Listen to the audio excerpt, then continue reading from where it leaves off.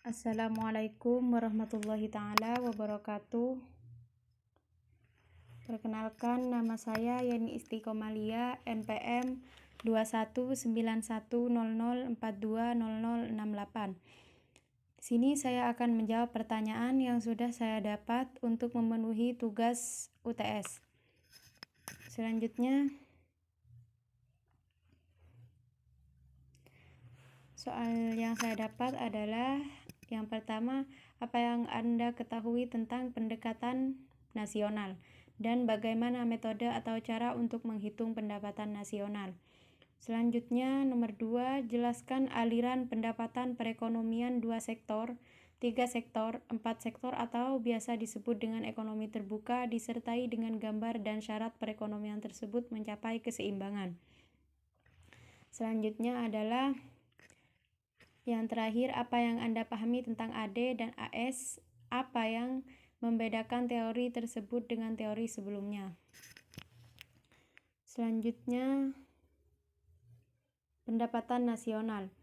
Pendapatan nasional di sini adalah salah satu indikator atau alat untuk mengukur perkembangan tingkat pembangunan dan kesejahteraan suatu negara dalam kurun waktu tertentu. Nah, di sini itu ada juga penjelasan mengenai pendapatan nasional. Di sini pendapatan nasional itu merupakan seluruh pendapatan yang diterima oleh suatu negara atau masyarakat.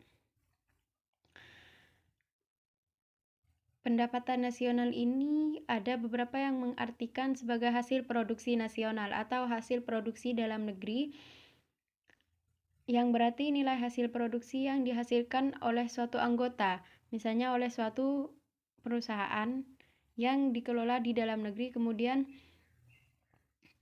dipaparkan di dalam negeri juga. Nah, di sini cara menghitung pendapatan nasional di sini ada beberapa metode. Terus yang metode pertama ada metode pendekatan produksi.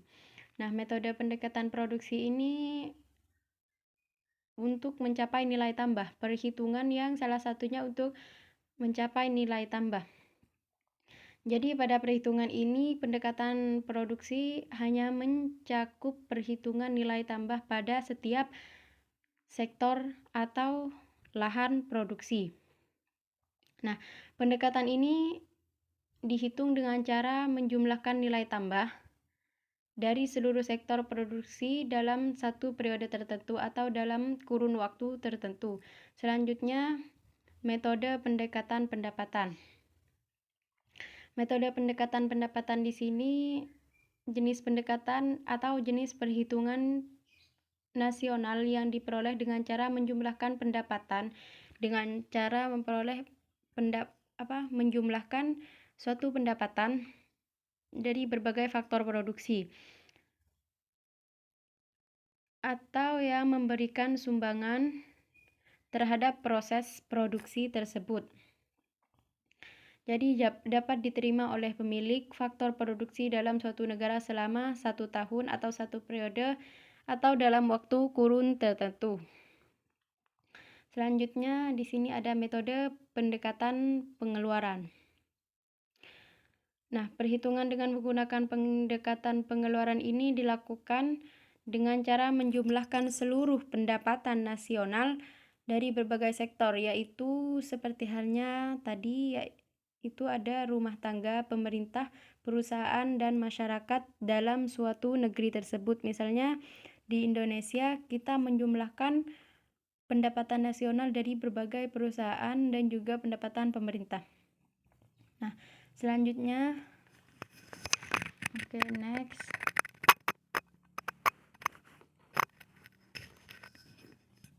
Pertanyaan selanjutnya ini ya. Ekonomi 2 sektor. Nah, di sini yang saya dapat ekonomi 2 sektor adalah aliran yang menggambarkan perputaran arus uang dan barang di antara dua pelaku kegiatan ekonomi, di antaranya rumah tangga, keluarga, dan rumah tangga produsen. Jadi ada timbal balik dari kedua hubungan dari pelaku kegiatan ekonomi. Jadi salah satunya itu investasi. Misalnya kita menginvest sebagian harta kita, kemudian akan ada timbal balik dari penginvest dan dari yang diinvest. Nah, mungkin seperti itu. Di sini kan perubahan keseimbangan mendapat nasional akan selalu mengalami perubahan karena proses multiplier investasi. Seperti itu, investasi ada yang berbunga dan ada yang tidak.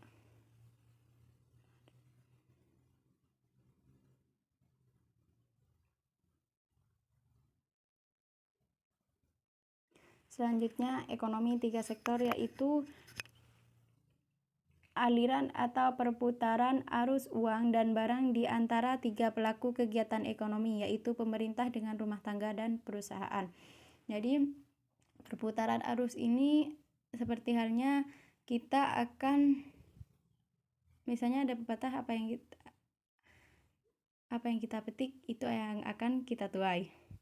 Nah, arus ini yaitu memiliki perputaran, sehingga menganalisis perekonomian 3 sektor pada hakikatnya akan diperhatikan peranannya dan pengaruh pemerintah atas kegiatan dalam suatu perekonomian.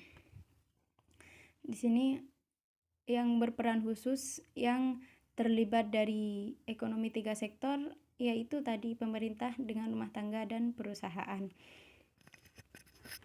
Selanjutnya, ekonomi 4 sektor. Nah, kegiatan perekonomian yang menimbulkan arus barang dan jasa dari dalam negeri ke luar negeri atau biasa disebut ekspor impor. Misalnya kita mempunyai produk yang mungkin negara lain tidak ada, itu kita bisa mengekspor produk kita dari dalam keluar. Terus ketika dalam suatu negara masyarakatnya itu lebih membutuhkan produk yang dimiliki oleh luar negeri, kita juga dapat mengimpor karena hubungan seperti hanya kita mempunyai hubungan internasional.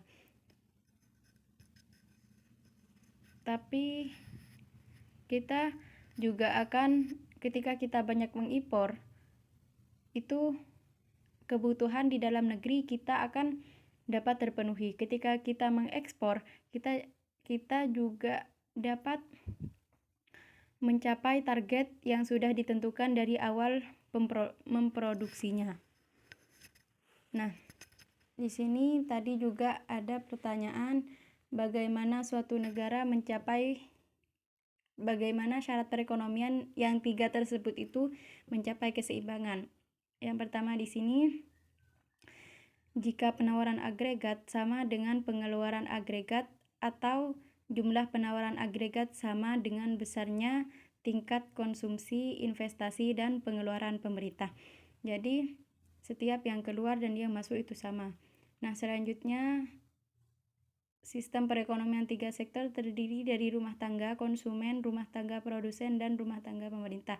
Selanjutnya yang terakhir, dalam sistem perekonomian diketahui rumah tangga konsumen sebagai pemilik faktor, sedangkan rumah tangga produsen yang menghasilkan barang dan jasa digunakan untuk konsumsi. Sedangkan rumah tangga pemerintah adalah yang bertugas mengatur geografi perekonomian di suatu negara. Jadi ketika kita ingin mencapai suatu keseimbangan perekonomian dari 3 ekonomi tersebut, kita harus menyeimbangkan dari entah itu dari pemerintah, dari masyarakatnya, atau dari rumah produksinya. Selanjutnya, nah ini yang terakhir, definisi penawaran agregat. Tadi yang ditanyakan adalah apa yang Anda ketahui tentang AS dan AD. Di sini AS adalah agregat supply. Di sini agregat supply ini semisal kita menjual barang. Kita menjual barang dari dalam negeri. Supply itu artinya menjual kan, perdagangan. Misalnya pada negeri ini menjual ke negeri tetangga, misalnya menjual suatu produk itu namanya agregat supply, tapi dalam kurun waktu tertentu. Selanjutnya agregat demand, tingkat pengeluaran yang akan dilakukan dalam perekonomian pada berbagai tingkat harga, yaitu pengeluaran yang biasa dilakukan dalam perekonomian berbagai tingkat harga. Jadi harga akan menjadi suatu sistem, akan menjadi suatu hal yang penting dalam suatu penjualan. Selanjutnya perbedaan teori keseimbangan, perbedaan teori yang sekarang dengan yang sebelumnya. Kalau yang sekarang itu kalau yang Keynes itu tidak memperhatikan perubahan harga terhadap pendapatan nasional dan pengeluaran agregat. Selanjutnya dalam menentukan keseimbangan nasional, Keynes mengabaikan penawaran agregat. Jadi selanjutnya itu tidak memperhatikan perubahan. Misalnya kita musim A, berarti kenaikan harganya minimal lah bertambah. Jadi tidak memperhatikan hal tersebut. Selanjutnya mungkin hanya ini yang dapat saya sampaikan. Kurang lebihnya saya mohon maaf jika ada kekurangan dari jawaban saya tadi, karena di sini saya tugas sebagai pelajar. Mungkin hanya ini jawaban dari saya. Kurang lebihnya saya mohon maaf. Wassalamualaikum warahmatullahi wabarakatuh.